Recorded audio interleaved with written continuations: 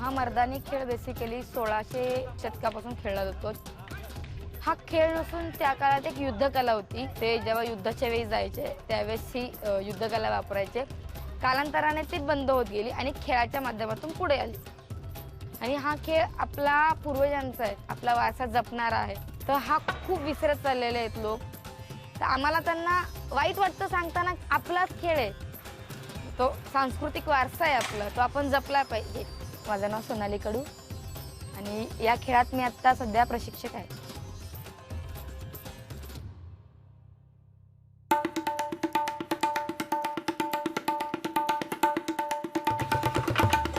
मर्दानी खेळ तुम्ही बघायला गेलात कमी ठिकाणी खेळला जातो। त्याचं कारण असं आहे की हा खेळ शिकायला वेळ जास्त लागतो, त्याला वेळ जास्त द्यावा लागतो, त्यामुळे लोक कंटाळा करतात बेसिकली हा खेळ शिकण्याचा। याला जेंडर नाहीये, एज लिमिट नाहीये किंवा काहीच नाहीये, हा खेळ कोणीही खेळू शकतो। आज तिला साधारण 5-6 हजारच्या वरती स्टुडंट आतापर्यंत आम्ही शिकवले असते। सध्या 125 ते 150च्या दरम्यान आमचे विद्यार्थी आहेत। जेव्हा आपण मुलांना किंवा विद्यार्थ्यांना शिकवत असतो तेव्हा सुरुवात लाठीपासून करतो, त्याच्यानंतर एक शस्त्र पुढे, त्याच्या लाठीमध्ये पूर्ण तयार झाल्यानंतर उभारायची पद्धती शिकवली जाते, हाताची पायाची मजबूती घेतली जाते।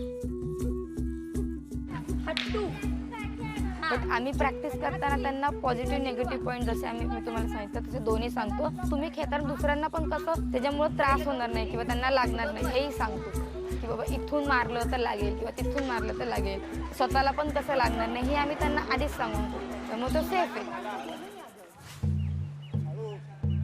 मी हा मर्दानी खेळ का खेळायला, कारण की स्वतःच्या संरक्षणासाठी। मी जेव्हा पहिल्यांदा इथं आले तेव्हा मी यायचे आणि शांत बसायचे आणि मग जेव्हा प्रॅक्टिस करायला लावायचे तेव्हा प्रॅक्टिस करायचे।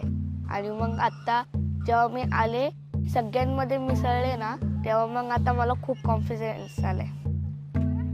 मला कुठल्या गोष्टीची भीती नाही वाटत, कारण की मी हा मर्दानी खेळ अटेंड केलाय म्हणून।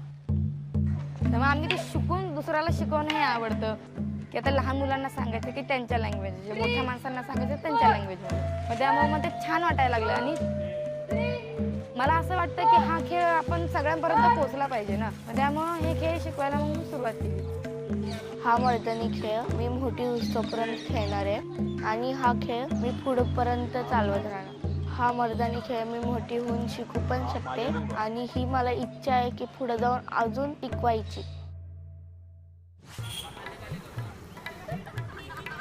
तर हा खेळ आम्ही फक्त ह्याचा सराव करत नाही, तर विविध ठिकाणी म्हणजे त्याचं प्रात्यक्षिक पण साजरं करतो। पण खेळताना आम्ही नेहमी जे पारंपरिक जे ड्रेसिंग सेन्स आहेत आणि त्यांनी जे केलं ना ते आम्ही जे ते वारसा पण जपला जातोय। जेव्हा आम्ही नऊवारी नेसतो त्यावेळेस एक आमच्यात इन्स्टंट चेंज होतो, आमच्यात ताटमानेने चालायचं असतं। नॉर्मली आपण लोक कसं कॅज्युअली बोलतो हे असं झालं तसं झालं, तसं नाही, त्यावेळेस आम्ही अदबीनं बोलतो समोरच्याशी, लगेच आमच्यामध्ये बदल होतो त्या नऊवारी साडी नेसल्यानंतर। किंवा म्हणजे आमचे जे प्रात्यक्षिक असतात ते मोस्ट ऑफली बाहेर असतात, म्हणजे सिटी, आउट ऑफ सिटी असतात किंवा आउट ऑफ डिस्ट्रिक्ट असतात। तर या प्रात्यक्षिकाच्या माध्यमातून आम्ही एवढंच लोकांपर्यंत आमचा उद्देश असतो पोहोचवण्याचा की हा आपला पारंपरिक खेळ आहे। तर माझा या खेळामध्ये सगळ्यात फेवरेट म्हणजे तर मला दांडपट्टा फार आवडतो की ते एक तर लवचिक पात आहे आणि ते आपले 360 फिरतं। मर्दानी खेळ शिकण्यासाठी जर नवीन कोणी येणारा असते त्याचं नेहमी स्वागतच आहे, पण त्याच्यासाठी त्यांची मनाची तयारी पाहिजे की हे आपल्याला मनापासून करायचं आहे, त्यांनी त्याला मनापासून वेळ द्यावा, शिकावं, सराव असतोच, मेहनत तर आहेच, सहज कुठली गोष्ट मिळत नाही। तुम्ही मेहनतीची तयारी ठेवा, तुम्हाला त्याचं फळ चांगलं मिळेल। असं नाही की तुम्ही हा खेळ म्हणून बघता, भरपूर जण हे फिजिकल फिटनेस, स्ट्रेस रिलीफ करायचं म्हणून बघतात, पण जेव्हा आखाड्यात येतो तेव्हा आम्ही ते सगळं विसरतो। म्हणजे आमचा जो दिवसभराचा ताण आहे, तणाव आहे, ते आम्ही सगळं विसरून जातो। एक आहे की मी आधी जशी होते 9 वर्षापूर्वी तशी मी आत्ता बिलकुल नाही राहिलेली। आता हा खेळ शिकल्यामुळे ना मला तर खरं माझा स्टॅमिना, कॉन्सन्ट्रेशन, कम्युनिकेशन स्किल एवढा छान डेव्हलप झालंय ना, तेव्हा मी सगळ्यात शांत, घाबरणारी म्हणलं तर तसं। आता मी अशी झाले की मी सगळ्यांना इंटरॅक्ट करते, म्हणजे असं नाही की तुम्ही काही घटना घडली तर त्याचा उपयोग करू शकता, तर वेगवेगळ्या प्रकारे पण उपयोग करू शकता.